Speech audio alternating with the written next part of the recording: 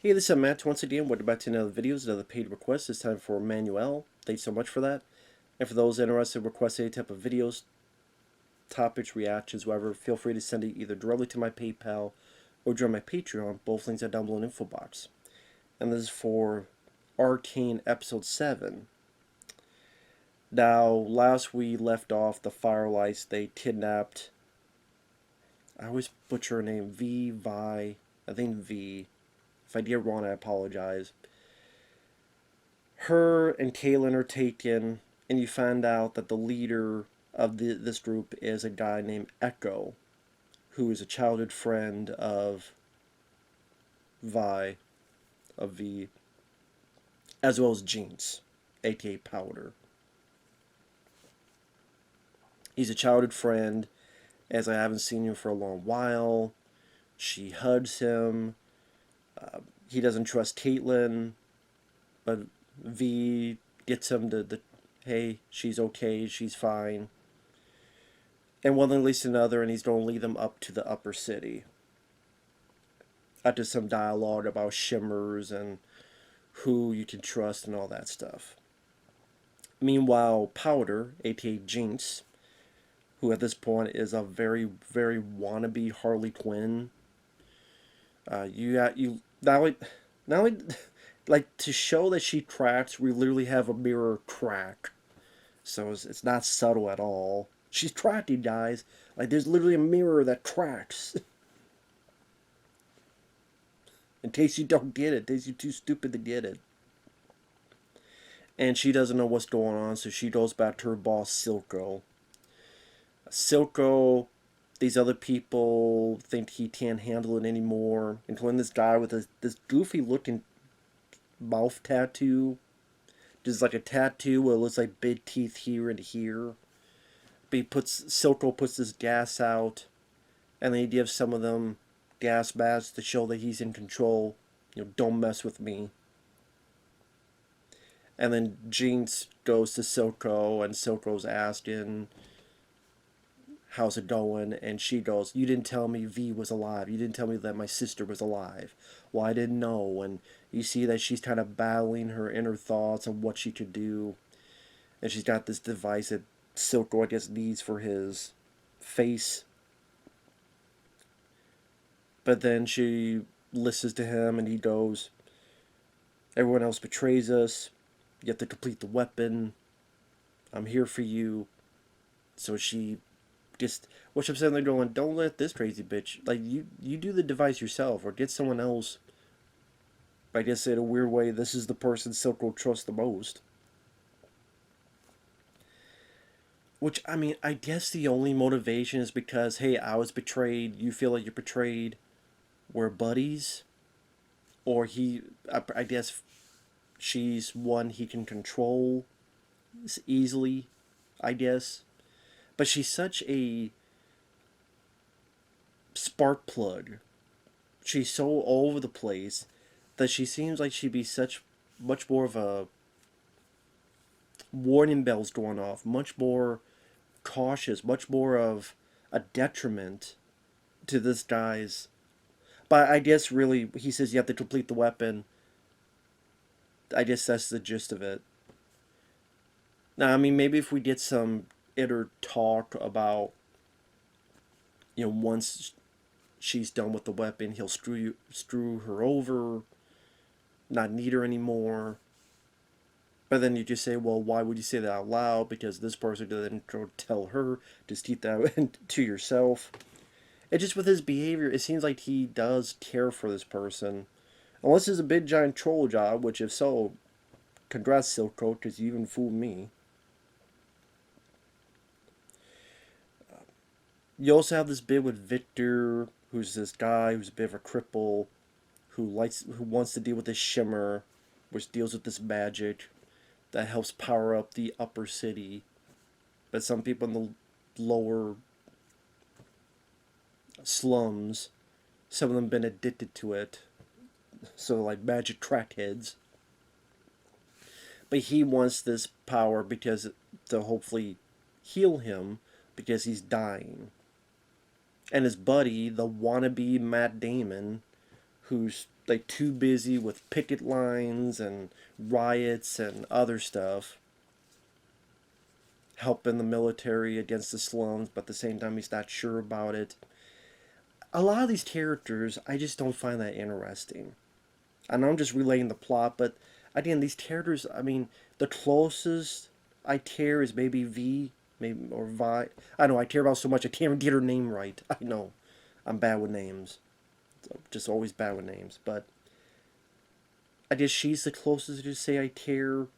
But the other people, like the whole thing with Victor and his sickness, I don't really care a whole lot of. I especially don't care about wannabe Matt Damon and his little lovey-dovey affair and how he's doing with politics. I don't care about that at all. It doesn't interest me, doesn't intrigue me.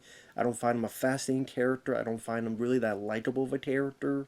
Just comes off as a very bland voice performance, a very dull voice performance. Victor's voice a bit better. Caitlin, she's pretty much someone who was a soldier, investigating, but then she sees how V is more trustworthy, so she has a little bit of change in the minds.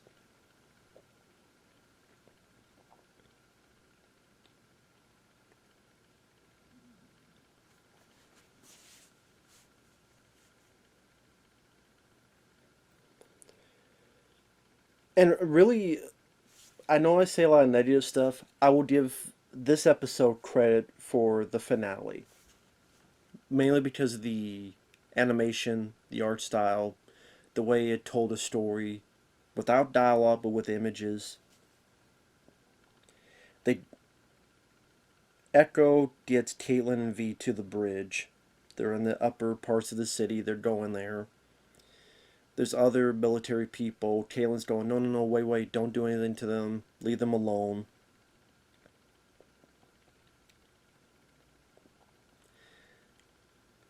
They're trying to get Echo. He unleashes his device with all these little bugs, firelights, and you find out they're all explosive. So you see this long shot of the bridge where you just see all these explosions. We go into the aftermath. V's helping Caitlin along, and then there's Powder. There's Jinx. And then she's ready to attack him, but then Echo comes in on his skates, and they kind of face off. And this nice animation where it goes back and forth. It's like we see them as they are now, but then we'll also see them as little kids. So it'll come back to them regular and them as little kids. And the animation goes a bit more unique than it has in the other episodes. Like different art style. Not water paint, but not sure how to describe the art style. But OK's playing up with the art styles, being a bit different, being a bit dynamic.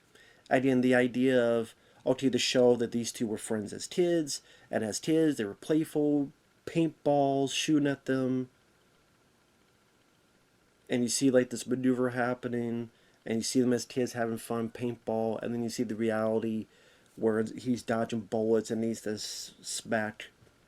and smack the shit out of Jinx. Even before that, when this attack happens and V and Caitlin push away from each other, and Echo comes in the middle, which is a pretty good hero's entrance in a way. I guess that's a way to describe it, a hero's entrance.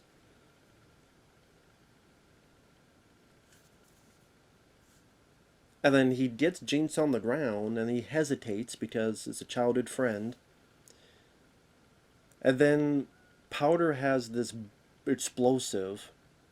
Then it cuts away to the bridge and an explosion. By this point, Caitlin and V, they're on their way.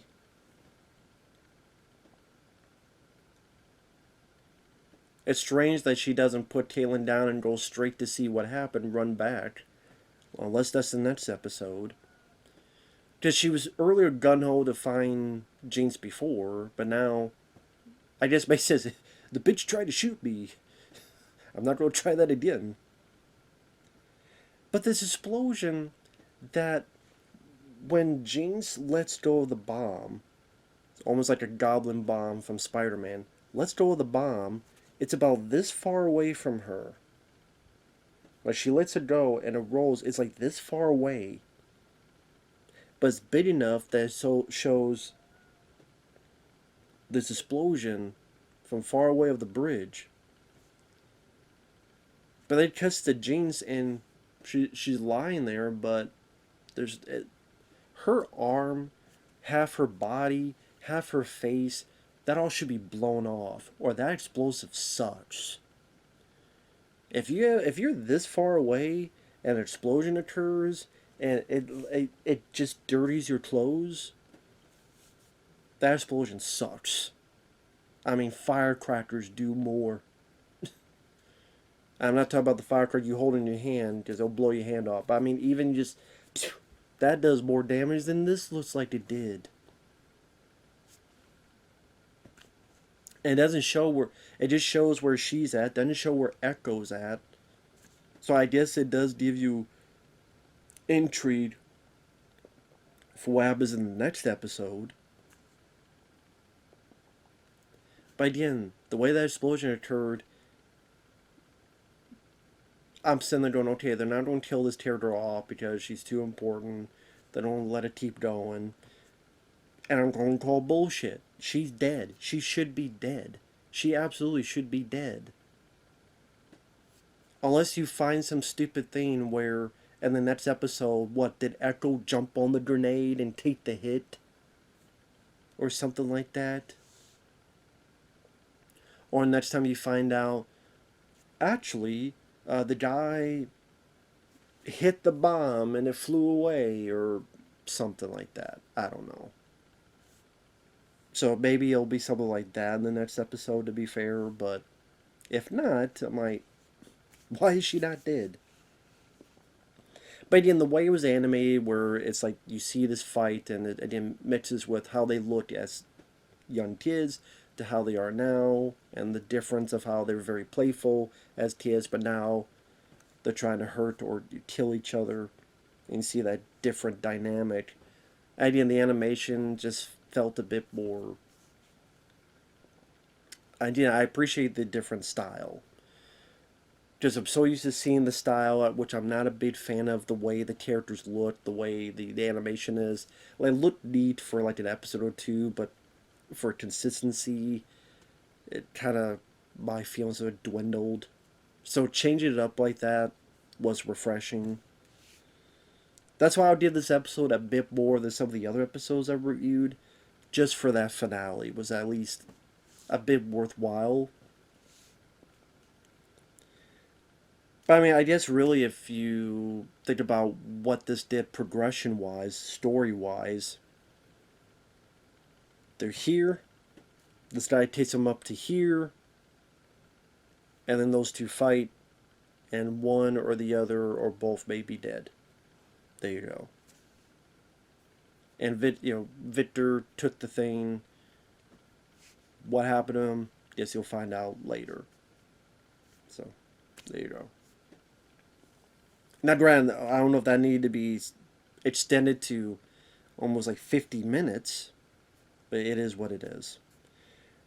But as I said, Powder Jeans, like I said, I do not like the character at all. I keep referring to her as Harley Quinn. That's really what it felt like they were trying to do. Harley Quinn, she's crazy, she's violent, she's cuckoo for Cocoa Puffs. All she's missing is the Joker. And I just find nothing that... She's a very irritating character with how her voice goes... Like she's got ADD.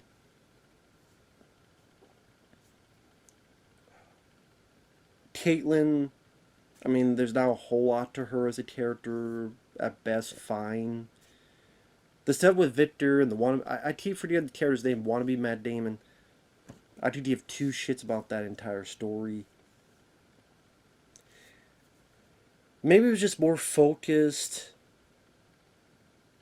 But he's trying to do all these other subplots, and I don't find the subplots as intriguing. Sometimes stories kind of... What happened to all the mutants that Silco was making? Like, It feels like it's been forever since Silco has been like, oh, I'm going to test this thing. I'm going to make all these crazy mutants that's going to do my bidding. And is he still going to continue that? Is he going to go back to doing that? I guess maybe he'll finish the weapon and then make her Powder Park Monster. I don't know. Anyway, with that said, if people like this show, it's a very praised show. Be my guest. Just not for me. Like I say, this episode, at least the ending was a decent watch. So with that said, thanks for watching. And thank you once again, Manuel. And we'll see you guys later. Bye-bye for now.